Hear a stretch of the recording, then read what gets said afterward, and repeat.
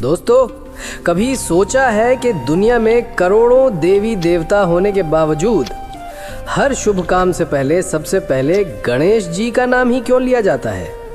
क्यों उन्हें विघ्नहर्ता कहा जाता है? और असल में वो कौन सी कहानी है जिसने गणपति बप्पा को देवताओं का पहला रक्षक बना दिया? आज की वीडियो में मैं आपको वही असली रहस्य बताने वाला हूँ। एक ऐसी कहानी जो आपके मन में गणेश जी के लिए सम्मान और भी बढ़ा देगी।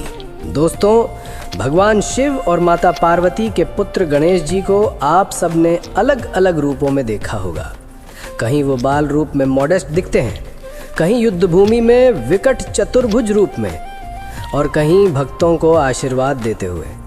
लेकिन ये नाम विघ्नहर्ता यानी विघ्नों को हरने वाले आखिर आया कहाँ से? इसकी शुरुआत होती है एक बहुत पुरानी घटना से। कहते हैं एक समय देवताओं पर लगातार संकट आने लगे थे। जहाँ भी कोई यज्ञ होता, जहाँ भी कोई शुभ कार्य शुरू होता, वहाँ दानव और असुरी शक्तियाँ अचानक विघ्न डाल देती। देवगुरु बृहस्पति ने देखा कि ये सिर्फ संयोग नहीं है, बल्कि एक संगठित हमला है। देवताओं में डर फैल गया था। कोई भी यज्ञ पूरा नहीं कर पा रहा था, अर्थात धर्म का संतुलन टूट रहा था। देवता सीधे भगवान शिव के पास पहुंचे। भगवान शिव ने देवी पार्वती से कहा, देवताओं का रक्षण करने के लिए किसी ऐसे की आवश्यकता है जो केवल बलशाली नहीं बल्कि बुद्धिमता और रणनीति में भी अद्वितीय हो। देवी पार्वती मुस्कुराई और अपने तेज से एक दिव्य बालक को उत्पन्न किया। वही बालक आगे चलकर गणेश कहलाया। उनमें माता का करुणा भाव भी था और भगवान शिव का तेज भी। कहानी कहती है कि जब देवता एक अत्यंत महत्वपूर्ण यज्ञ कर रहे थे तो दानव गजमुखासुर ने आसुरी शक्तियों के साथ उस यज्ञ को रोकने का प्रयास किया। उसी समय बाल रूप में गणेश पहली बार युद्ध भूमि में उतरे। गजमुखासुर ने गणेश को चुनौती दी, अगर तुझ में शक्ति है तो मुझे रोक कर दिखा।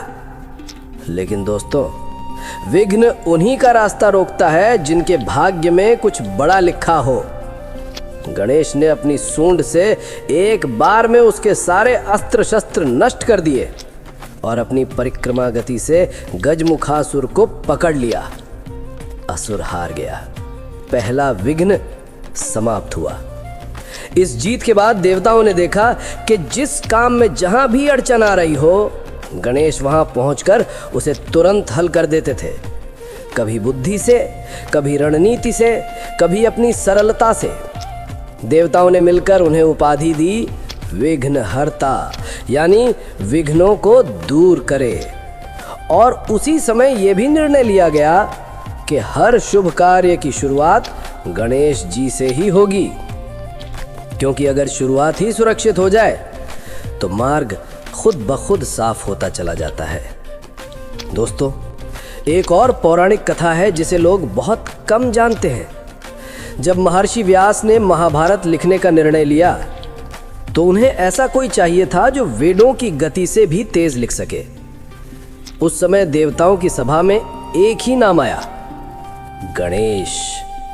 उनकी बुद्धि इतनी तीक्ष्ण थी कि व्यास ने शर्त रखी, आप लिखेंगे लेकिन तब तक रुकेंगे नहीं जब तक मैं न रुकूं।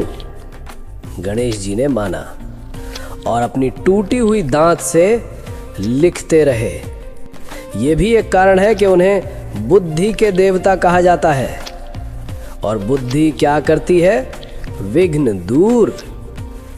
असली अर्थ समझिए, गणेश सिर्फ बाहरी बाधाएं नहीं हटाते, वो अंदर के विघ्न भी दूर करते हैं, जैसे डर, अहंकार, आलस, असफलता का डर और भ्रम। हमारी सफलता के सबसे बड़े विघ्न हम खुद होते हैं और गणेश जी हमें वही शक्ति देते हैं अपने भीतर की अड़चनों से लड़ने की। इसलिए जब कोई भी नया काम शुरू होता है, लोग कहते हैं गणपति बप्पा मोरया, क्योंकि यह सिर्फ एक मंत्र नहीं, मानसिक शक्ति है। तो दोस्तों, यह थी गणेश जी के विघ्नहर्ता बनने की असली कहानी। अगर आप भी अपने जीवन से सभी बाधाएं दूर करना चाहते हैं तो आज से हर नई शुरुआत पर सिर्फ एक चीज याद रखिए, बुद्धि, साहस और सही मार्ग, यही गणेश का आशीर्वाद है। अगर वीडियो पसंद आई हो तो लाइक कीजिए, कमेंट में लिखिए गणपति बप्पा मोरया और चैनल को सब्सक्राइब करना ना भूलें।